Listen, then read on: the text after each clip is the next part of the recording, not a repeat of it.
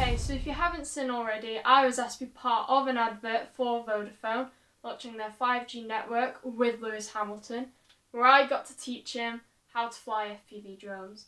If you haven't seen it, where have you been? Link in the description, go and watch it now.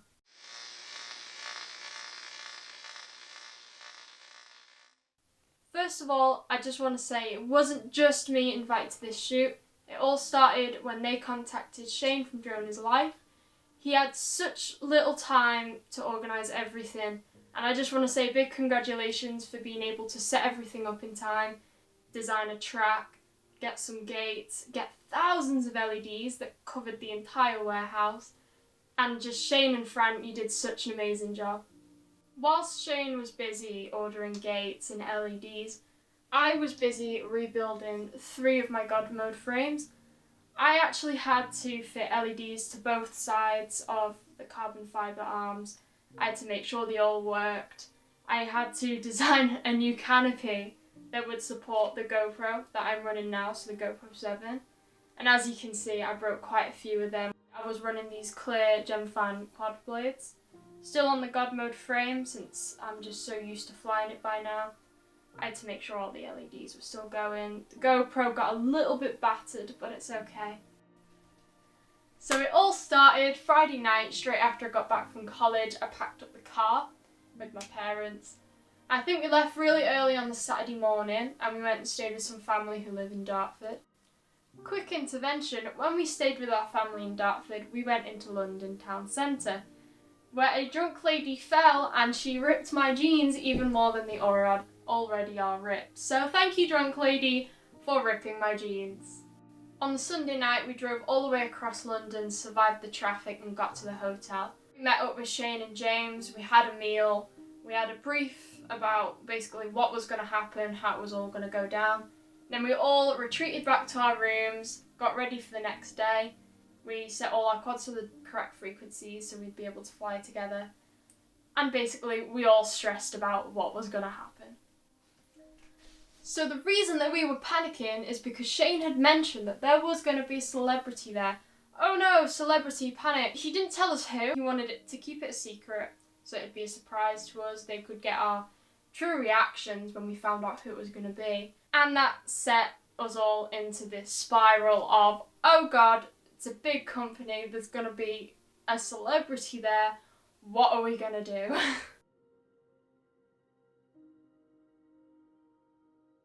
So the Monday morning, we all got up bright and early, packed up the cars, packed up the vans with all our gear, and we headed off to the venue, fighting the traffic. The Monday morning rush hour in London, so we had to take all of the back roads through the estates. And we went through some estates where there was some very big houses. They were massive, those houses. I'm just thinking back to it now. It looked like our entire road in one house. Oh no, it's ridiculous. It could have housed 60 people. Just this one house. Like a mansion out of a cartoon, when they have they get lost in the corridors and it has 2 big staircases going up to all these corridors. It's like a hotel. That's what you'd imagine walking in. Don't you think? A little fountain, a little roundabout in the middle, 2 big stairs going up to the front door, and then you walk in, you've got stairs going up, and you've got a doorway there. All I'm thinking of is your castle in your survival world. When you walk in, Minecraft. And you've got your massive staircase that splits off, and you've got your room, you've got your back room, you've got a corridor there. That's all I can think of. You've got your big staircase going up, you've got the garage underneath, And is that it's going to be that big shutter door? That shutter door will be slid all the way to the right, and that's the size of the entrance. It's huge. Nice. And you'll just see one of our big red gates there. Yeah. That's what you're going for. Nice. Unless it rains, then we're going to go here, straight down there, and a hanger left. So it'll be literally there.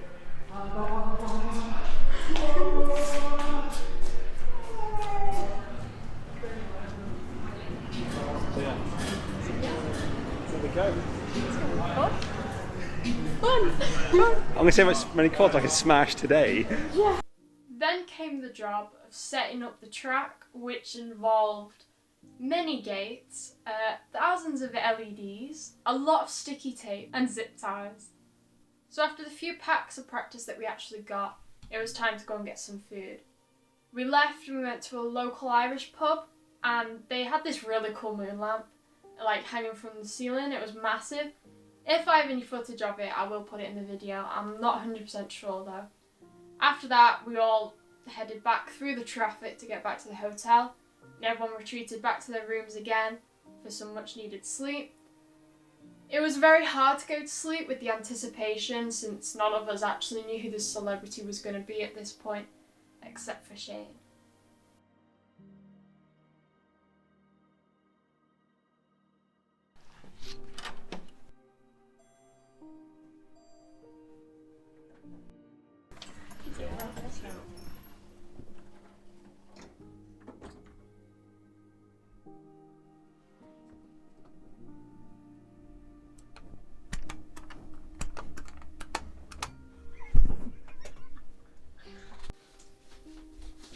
Filming day. So we had to get up even earlier than the day before, and when we got there it was just so atmospheric.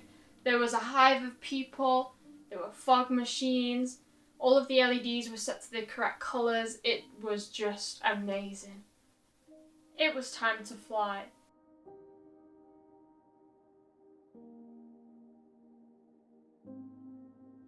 Here we go.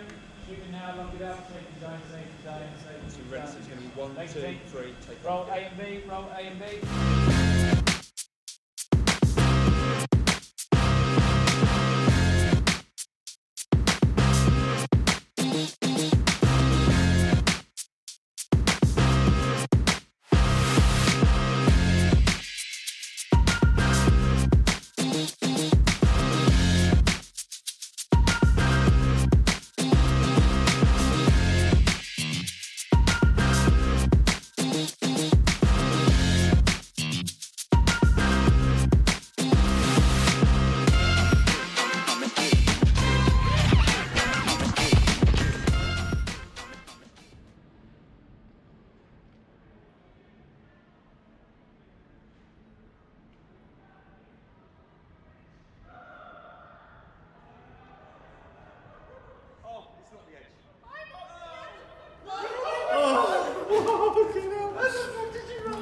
Well, I came to here and suddenly, God, I'm like, shit, Jesus Christ.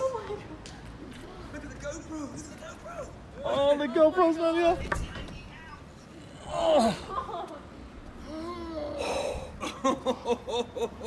I was on the edge of the boat. No! My GoPro was Look at the hanging GoPro. off. No, I'm not at all confident with flying over the water, as many people know, since the incident of the quad going in the pond. But as most pilots would know, flying over water when your video goes, you just have this instinct of panic, and you just aim for wherever you were supposed to be going and just hope for the best. That happened to me, and I ended up crashing inside of the building, but it was scary. So after a while practicing, there just became this hustle and bustle, and with that came a sense of seriousness.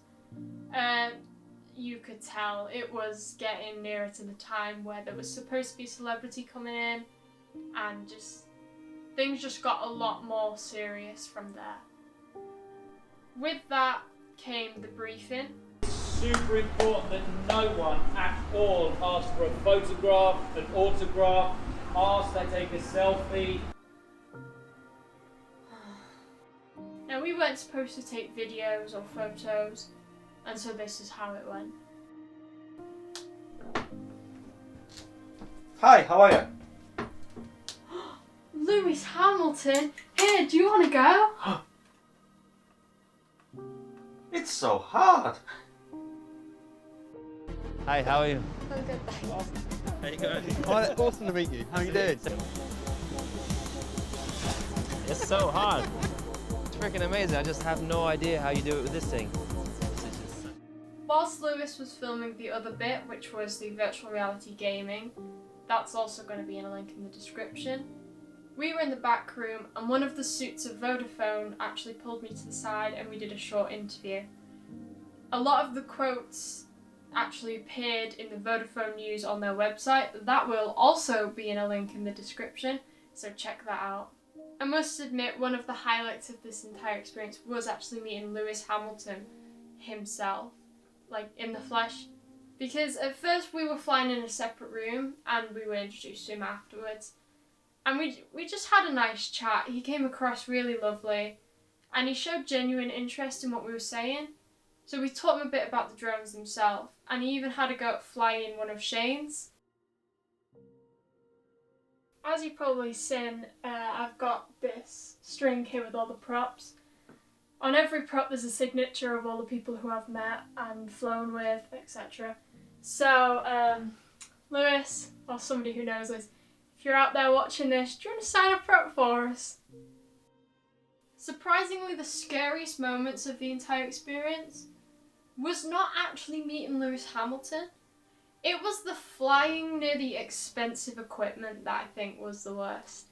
Because there were certain shots that they needed to get with the cameras, and just the fear of going near them and accidentally losing control or anything like that was out of this world. It was one of the scariest things.